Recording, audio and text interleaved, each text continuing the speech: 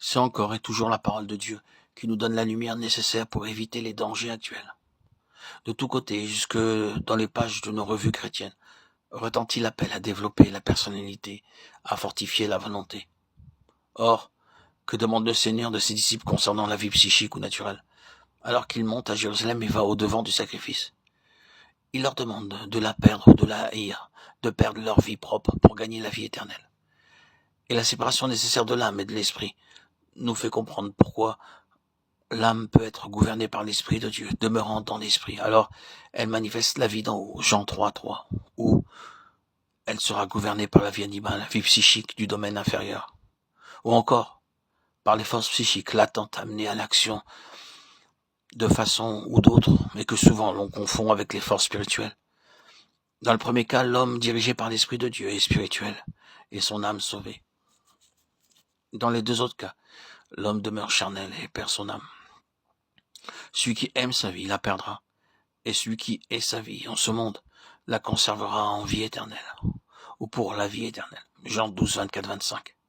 Cette déclaration du Seigneur n'est-elle pas suffisante pour montrer que la vie naturelle doit être crucifiée et non cultivée, et que les activités naturelles inférieures de l'âme doivent être tenues en bride, mises dans la possibilité de se manifester, être constamment crucifiées, pour qu'une autre vie, celle que le Seigneur lui-même, esprit vivifiant, communique à ses rachetés, puisse porter des fruits en eux. Qu'il est merveilleux de constater que la croix de Christ est et demeure la pierre de touche de toute chose. Puisqu'une puissance surnaturelle peut amener à l'action les forces psychiques latentes qui sont dans le croyant. Il n'est donc pas sans danger d'accepter toute manifestation de puissance comme procédant nécessairement de Dieu, à moins qu'elle ne vienne par l'intermédiaire de la croix et ne conduise dans le chemin de la croix. Une puissance conduisant au développement du moi, à son édification, mettant en œuvre des forces qui agissent sur les autres, en les contraignant, porte la marque de son origine. Elle prouve que le psychisme de l'organisme a été développé de quelque manière qu'il est entré en action au lieu d'être maintenu à la croix, crucifié, seul.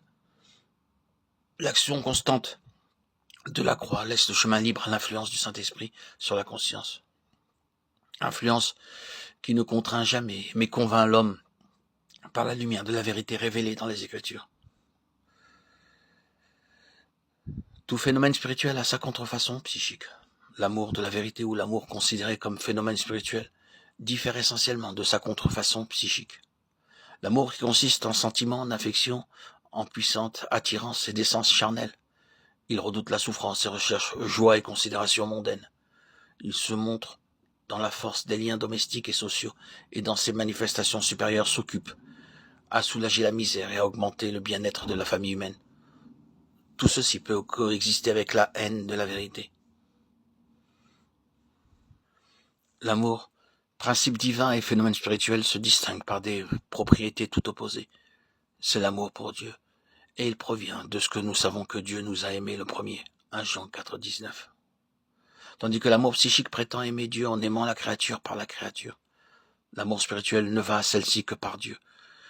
Pour faire bénéficier la créature de quelques biens supposés, l'amour psychique est prêt à sacrifier la vérité, tandis que l'amour spirituel se réjouit de la certitude que cette vérité travaillera pour le plus grand bien de la créature. L'amour spirituel est essentiellement l'amour de la vérité et l'amour des autres par amour de la vérité. L'amour psychique, sous les dehors de l'amour spirituel, peut être discerné en ceci, que pour lui la vérité révélée est secondaire, alors que le trait essentiel de l'amour selon Dieu, c'est l'attachement supérieur exclusif à sa loi, à la vérité révélée. La nature psychique de l'amour est souvent révélée par un grand désir de faire concorder la parole de Dieu avec la science et les raisonnements basés sur certains faits humains, même si, ce faisant, on donne quelques accrocs à la vérité. Or, le langage de l'amour, qui est vraiment divin, est celui-ci. Que Dieu soit trouvé véritable et tout homme menteur.